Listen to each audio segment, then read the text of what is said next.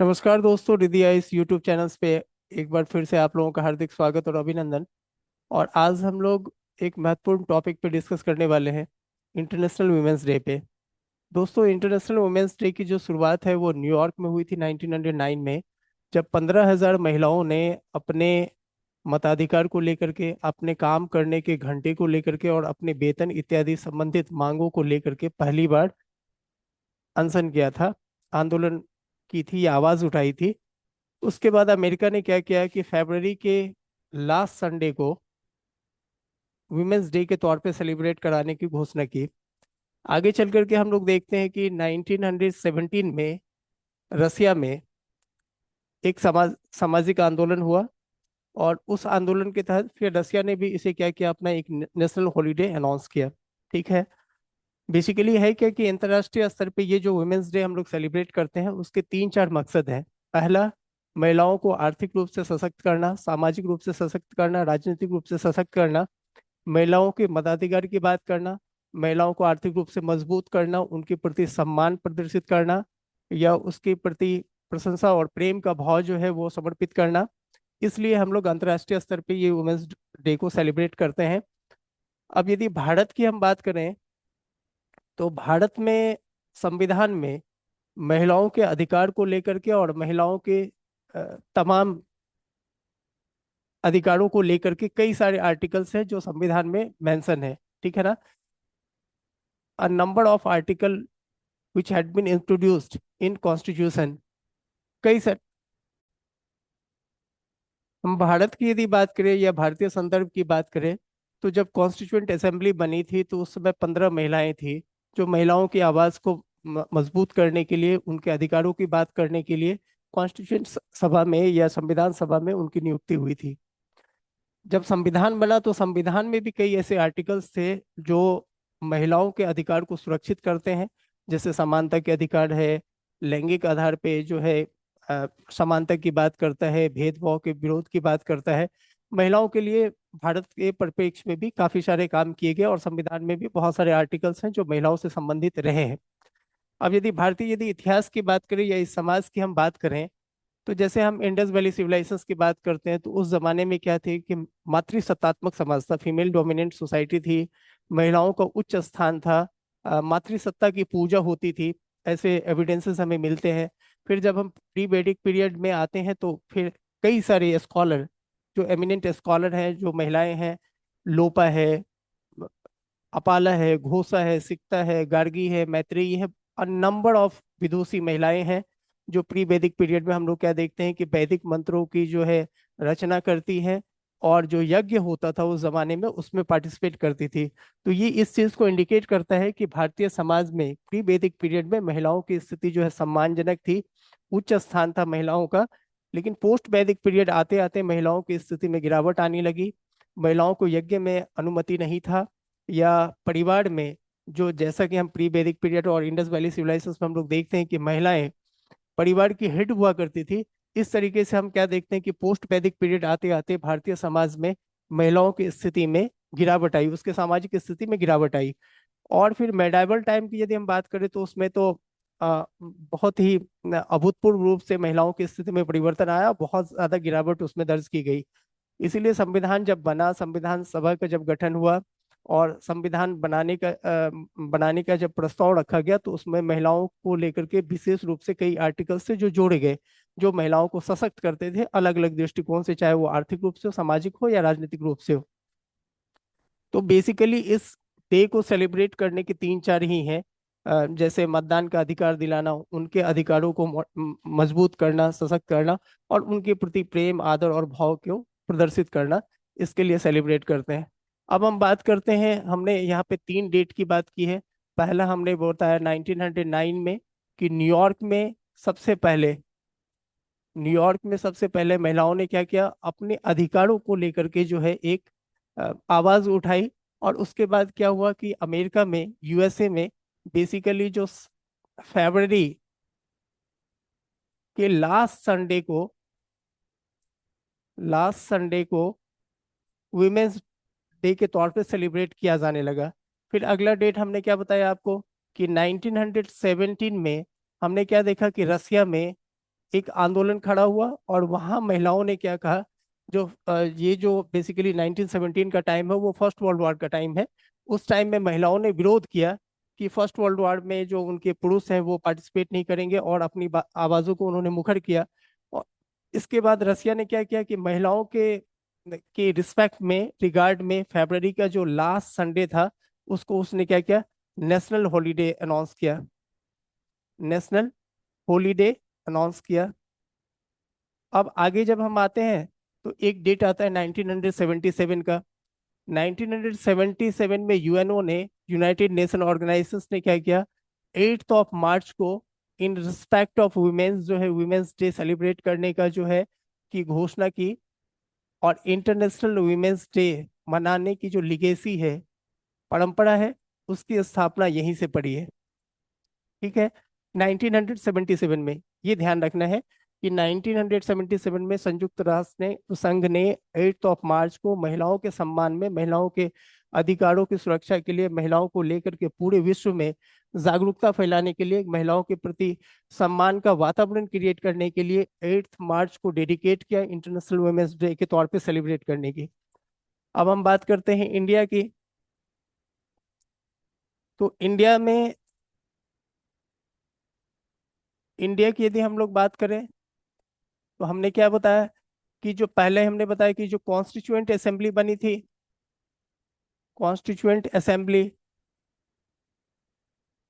उसमें total number of women's जो थे, महिलाओं की जो कुल संख्या थी उसमें थी 15।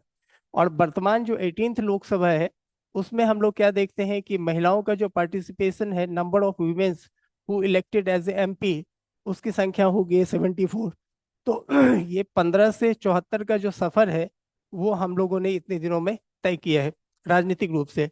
और एक चीज गौर करने वाली बात यह है कि 2023 में नरेंद्र मोदी की सरकार ने एक स्पेशल जो है अ, एक कानून लेकर के आई है, जिसमें 33% आरक्षण की बात, राजनीतिक भागीदारी की बात, महिलाओं की राजनीतिक भागीदारी की बात, मोदी सरकार ने वो संशोधन किया है 2023 में। और उसकी बातें महिलाओं को मजबूत किया है, राजनीतिक रूप से सशक्त किया। ये भी कानून जो है 2023 में पास करवाया गया है।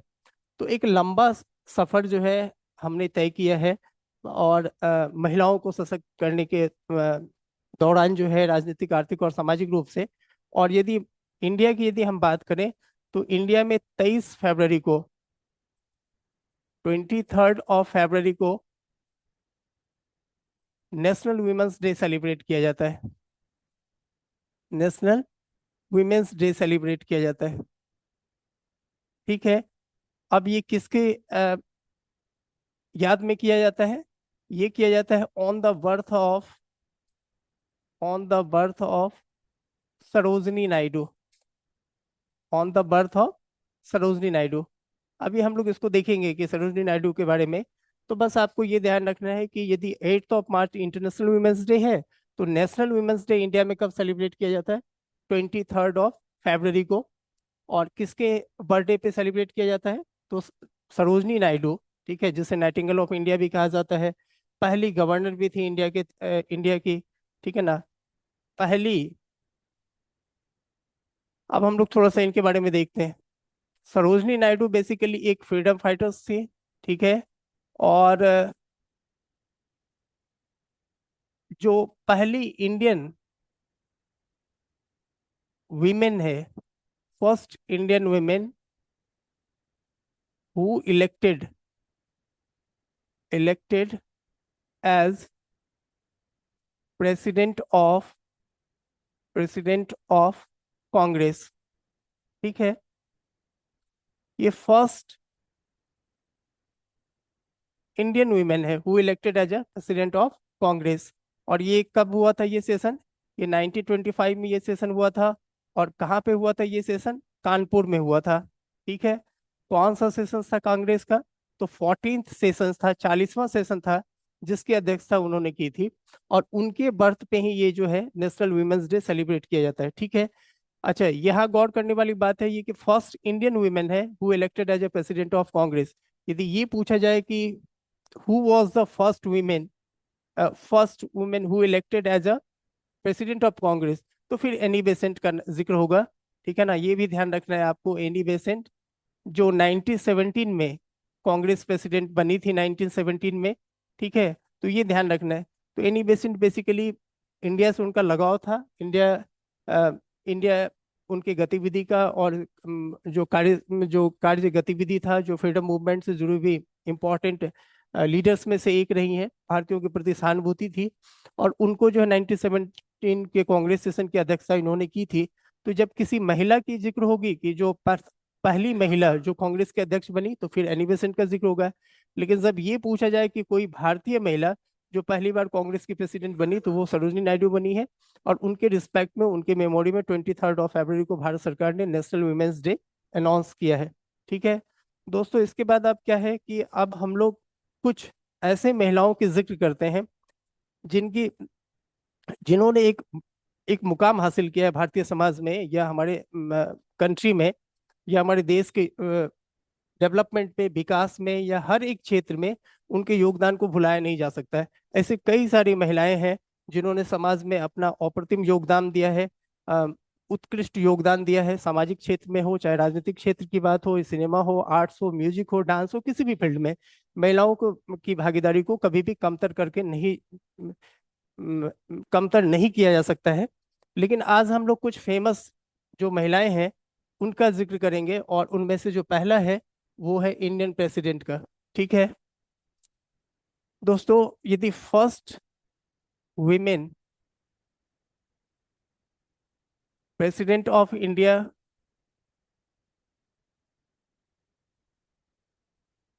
का जिक्र करें तो ये हो जाएंगी प्रतिभा देवी सिंह पाटिल। प्रतिभा देवी सिंह पाटिल।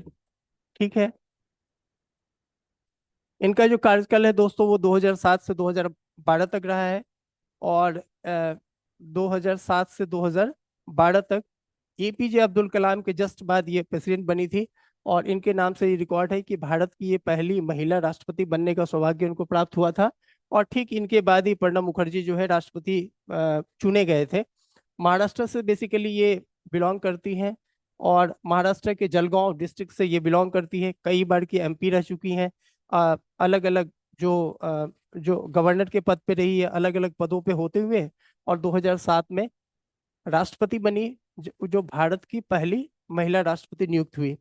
अभी वर्तमान की भी हम लोग बात कर लेते हैं कि वर्तमान में ये जो राष्ट्रपति हैं द्रौपदी मुर्मू। द्रौपदी मुर्मू ये भी वीमेंस है दोस्तों, और इनका संबंध जो उड़ीसा से है।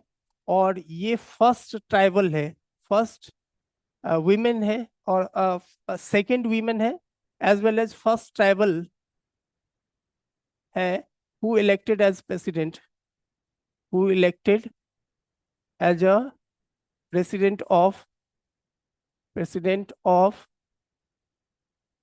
Of India.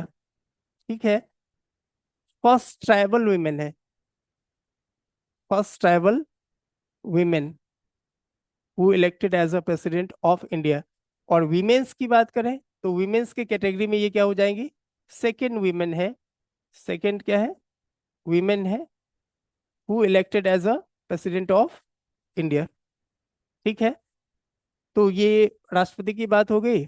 और उसके बाद और ये ध्यान रखना है कि आपको इनके बारे में थोड़ा सा इंफॉर्मेशन ये भी याद रखना है कि ये 15th प्रेसिडेंट है इंडिया की। ये कौन सी प्रेसिडेंट है, 15th प्रेसिडेंट ऑफ इंडिया है। ठीक है ना, इससे पहले ये झारखंड की गवर्नर भी रह चुकी है। तो ये 15th प्रेसिडेंट ऑफ इंडिया है जो हाल फिलहाल में हमारी राष्ट्रपति है। अब दूसरी जो महिला है उसकी यदि हम लोग बात करें दोस्तों, तो वो है first women chief minister. First women chief minister, तो नाम आएगा दोस्तों सुचिता कृपलानी। सुचिता कृपलानी। ठीक है, ये इंडियन फ्रीडम फाइटर रही रही हैं। और ये कहाँ की ये चीफ मिनिस्टर्स थी, यूपी की। और यूपी में कब से कब तक रही है, ये 1967 टू 1967 तक ये चीफ मिनिस्टर यूपी की रही है। इंडियन फ्रीडम फाइटर्स रही है। और एक लंबा लिगेसी इनका भी रहा है। इनके हस्बैंड थे जेबी कृपलानी, वो भी एक इम्पॉर्टेंट फ्रीडम फाइटर्स में से एक थे। तो हमने किन किन चीज़ों का डिस्कस किया? पहला हमने देखा प्रेसिडेंट का, फिर हमने देखा गवर्नर का, हमने देखा कि फर्स्ट गवर्नर सरोजिनी नायडू, और उसके बाद हमने फर्स्ट चीफ मिनिस्टर्स को देखा। अब अगला जो हम लोग देखते हैं वो है first women IPS officer. First women IPS officer of India, ये वेल नोन है दोस्तों, और वो है किरण बेदी। ठीक है, ये फर्स्ट आईपीएस ऑफिसर है इंडिया की। ठीक है, और ये फॉर्मर जो है हाल फिलहाल में ये फॉर्मर जो ये डिप्टी गवर्नर भी रही है, कहाँ की? पुडुचेरी की, गवर्नर ऑफ पुडुचेरी। और इनको कई सारे मेडल्स मिले हैं, रेमन मैग्सेसे अवार्ड से सम्मानित रही है। और काफ़ी मतलब क्या कहेंगे, स्ट्रिक्ट और डिसिप्लिन जो है आईपीएस में, और बोल्ड और करेजियस आईपीएस ऑफिसर्स की जब भी बात होती है तो उसमें किरण बेदी का नाम जो है काफ़ी सम्मान के साथ जो है लिया जाता है। ठीक है, फर्स्ट वीमेन इलेक्शंस कमिश्नर की यदि बात करें, first women election commissioner of India, तो दोस्तों नाम हो जाएगा BS रामा देवी। ठीक है, अब यदि हम बात करें कि first women Lok Sabha speaker, Lok Sabha speaker of India, तो दोस्तों नाम क्या हो जाएगा? मीरा कुमार। मीरा कुमार जगजीवन राम की डॉटर है ये, जो फर्स्ट लेबर मिनिस्टर थे इंतरिम गवर्नमेंट में जवाहरलाल नेहरू की। और ये जो है फर्स्ट लोकसभा अध्यक्ष बनने का जो रिकॉर्ड है भारत में, वो इनके नाम से है। ठीक है, अब यदि हम बात करें कि फर्स्ट वीमेन जज की, फर्स्ट वीमेन जज की, तो वो कौन हो जाएगी? फातिमा बीबी। फातिमा बीबी। ठीक है, यदि हम बात करेंगे उच्च न्यायालय की, हाई कोर्ट्स की, यदि हाई कोर्ट्स का बात, यदि बात हो जाए कि हाई कोर्ट्स में एज ए जज फर्स्ट जो वीमेन जो एज ए जज काम की है, तो फिर क्या हो जाएगा? लीला सेठ। लीला सेठ। ठीक है, अब आगे हम लोग बात करते हैं first women defence minister. Defence minister plus finance minister. Finance minister, तो फिर ये दोस्तों हो जाएगा निर्मला सीतारमन। निर्मला सीतारमन। ठीक है ना, जो कॉन्स्टिट्यूटिव मतलब क्रम से कई बार बजट पेश करने का भी रिकॉर्ड इनके नाम से है। फर्स्ट वुमेन डिफेंस मिनिस्टर भी रही है और फर्स्ट वुमेन फाइनेंस मिनिस्टर भी रही है। अब यदि फर्स्ट वुमेन फॉरेन मिनिस्टर्स की यदि बात हो जाए, फर्स्ट वीमेन फॉरेन मिनिस्टर की बात हो, तो फिर क्या हो जाएगा? फॉरेन मिनिस्टर की बात हो तो फिर हो जाएगा इंदिरा गांधी। ठीक है, क्या हो जाएगा? इंदिरा गांधी। ठीक है, अब इसके साथ में यदि ये कहा जाए कि पहली महिला, first women who got Bharat Ratna, who got Bharat Ratna, तो फिर जो है फिर अगेन नाम आ जाएगा इंदिरा गांधी की। ठीक है ना, अगेन नाम क्या आ जाएगा? इंदिरा गांधी का। और फर्स्ट फॉरेन मिनिस्टर्स के बारे में तो इनके बारे में मैंने बताया ही। ठीक है ना, अब इसके आगे हम लोग चलते हैं कि यदि आपसे ये पूछा जाए कि फर्स्ट वीमेन फाइटर, जो who introduced as a fighter pilot, fighter pilot, तो वो फिर किसका नाम आ जाएगा? शिवानी सिंह शिवानी सिंह एंड भावना कंठ। भावना कंठ। ठीक है। फिर यदि हम लोग बात करें कि first women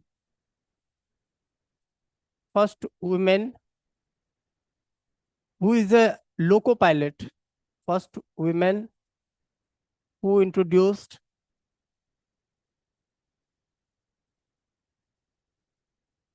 first women, sorry, first women loco pilot, pilot of India, तो फिर क्या हो जाएगा? सुरेखा यादव। सुरेखा यादव। ठीक है। अब उसके बाद यदि हम लोग ये बोले कि फर्स्ट इंडियन वीमेन या first Indian space, first women, first space craft women, ठीक है ना, first women space craft of India, space, या ऐसे लिखिए आप, first space women of India, first space women of India, तो फिर किसका जिक्र हो जाएगा? कल्पना चावला। कल्पना चावला। ठीक है।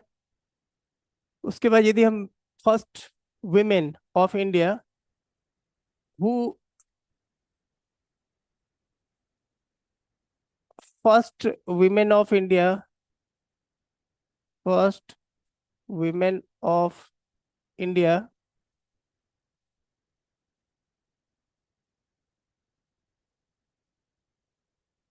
या फर्स्ट ऐसे लिखिए आप, first miss universe, universe of India, तो फिर दोस्तों नाम आ जाएगा सुष्मिता सेन। सुष्मिता सेन। यदि हम ये बहुत बात करें कि फर्स्ट मिस वर्ल्ड की, यदि फर्स्ट मिस वर्ल्ड की बात करें तो क्या हो जाएगा? रीता फाड़िया। रीता फाड़िया। ठीक है। यदि हम लोग ये बात करें कि first women of India, first women of India who crossed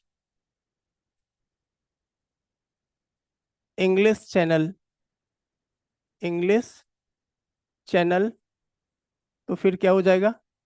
आरती साहा। आरती साहा। ये वर्ल्ड में भी पहली रही है, ये भी ध्यान रखना है कि फर्स्ट इंडियन वुमेन भी है, एज वेल एज वर्ल्ड में भी फर्स्ट है जिसने कि इंग्लिश चैनल को क्रॉस किया, आरती साहा है। ठीक है।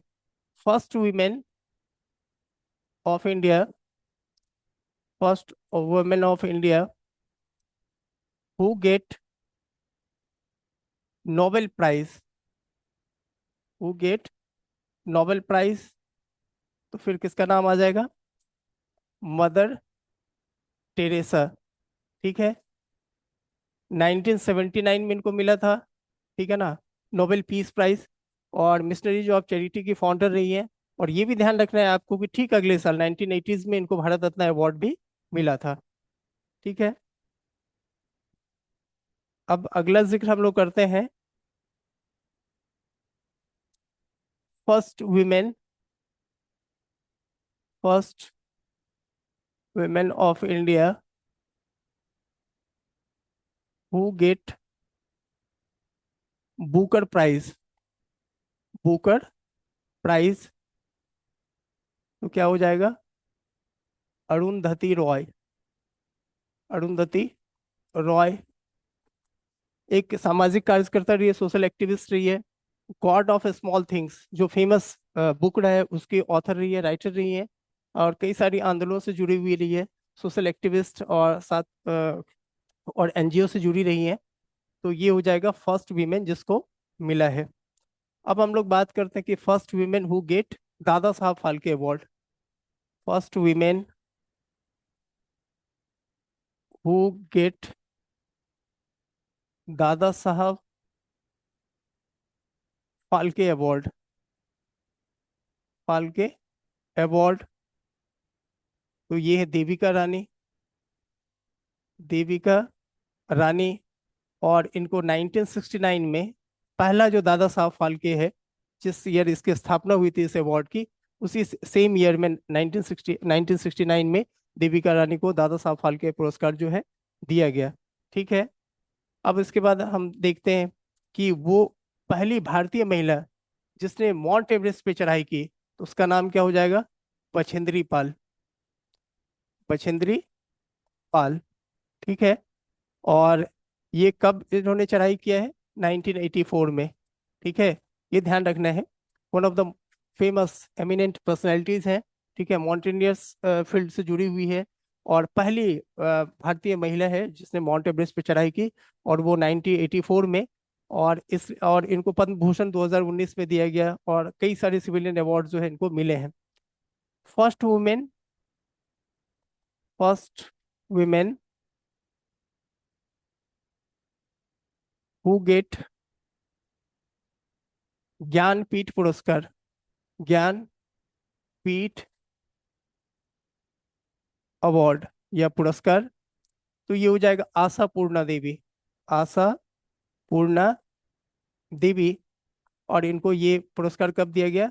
1976 में। भारत की साहित्य के क्षेत्र में या लिटरेसी के फील्ड में दिया जाने वाला सर्वोच्च पुरस्कार में से एक है। और 1976 में जो है पहली भारतीय महिला जिसको कि ये पुरस्कार दिया गया, उसका नाम था आशापूर्णा देवी। ठीक है। उसके बाद दोस्तों, ये इंपॉर्टेंट हो गए। अब हम बात कर लेते हैं कि फिल्म इंडस्ट्री से और म्यूजिक से जुड़ी हुई एक महान हस्ती की, लता मंगेशकर की, लता मंगेशकर की। दोस्तों, पद्म भूषण, पद्म विभूषण, महाराष्ट्र भूषण, ठीक है ना, भारत रत्न, और दादा साहब फाल्के, कई सारे अवार्ड्स इनको जो है अपने व्यक्तिगत जीवन में मिला है। 36 भाषाओं में गाना इन्होंने गाया है। लास्ट ईयर ही इनकी डेथ हुई थी।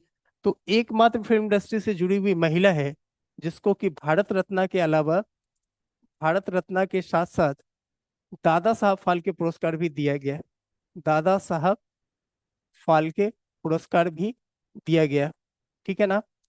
और एक चीज ध्यान रखना है आपको कि इससे ठीक पहले की जब हम बात करें, तो सिर्फ और सिर्फ एकमात्र शख्सियत थे सत्यजीत राय, जिनको कि भारत रत्न के अलावा जो है आपको दादा साहब फाल्के पुरस्कार भी प्राप्त था।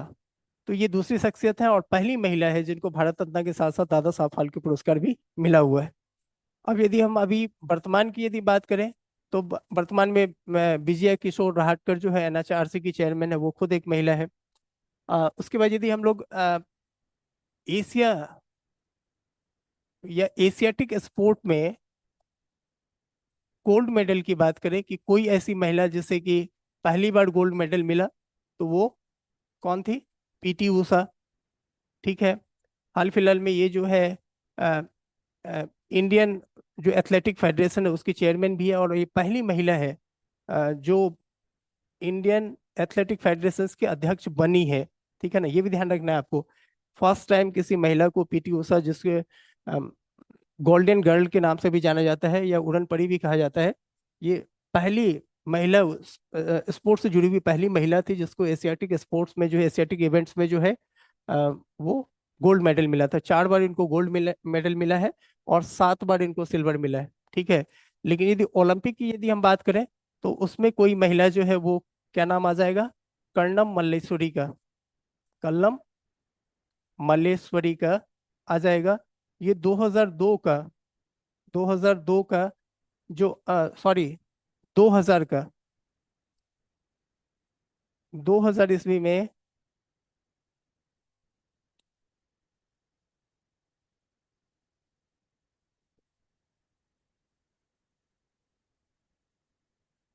2000 में, 2000 में सिडनी में जो ओलंपिक हुआ था, ये पहली भारतीय महिला थी जिसे गोल्ड मेडल मिला था। ठीक है।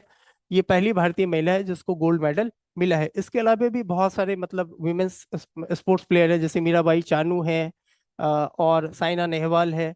बहुत सारे लोग हैं जो विमेंस का बहुत ह्यूज कंट्रीब्यूशन है स्पोर्ट्स के फील्ड में। अब हम बात करते हैं कि भारत सरकार के द्वारा क्या क्या प्रोग्राम जो है चलाया जा रहा है महिलाओं के प्रमोशंस के लिए, महिलाओं के उत्थान के लिए। ठीक है ना। उसमें बहुत सारे प्रोग्राम्स है जो केंद्र सरकार अपने स्तर पे चलाती है, जैसे बेटी बचाओ बेटी पढ़ाओ पढ़ाओ प्रोग्राम्स हैं, या फिर आपको मुद्रा योजना है, या सुकन्या समृद्धि योजना है। ठीक है ना। प्रधानमंत्री मातृ वंदन योजना है। कई सारी ऐसी योजनाएं हैं जो भारत सरकार महिलाओं के उत्थान के लिए, सामाजिक राजनीतिक और आर्थिक उत्थान के लिए उसके प्रयास के तहत कई सारी योजनाएं केंद्र स्तर पे एज वेल एज कई सारी योजनाएं राज्य सरकार के द्वारा राज्य स्तर पे चलाई जा रही है। और आज का ये वीडियो जो है महिलाओं को समर्पित था, और हमने जो है इंटरनेशनल वुमेन्स डे के तौर पे ये छोटा सा प्रयास आप लोगों के लिए किया है। थैंक यू, और अगले वीडियो में मिलते हैं।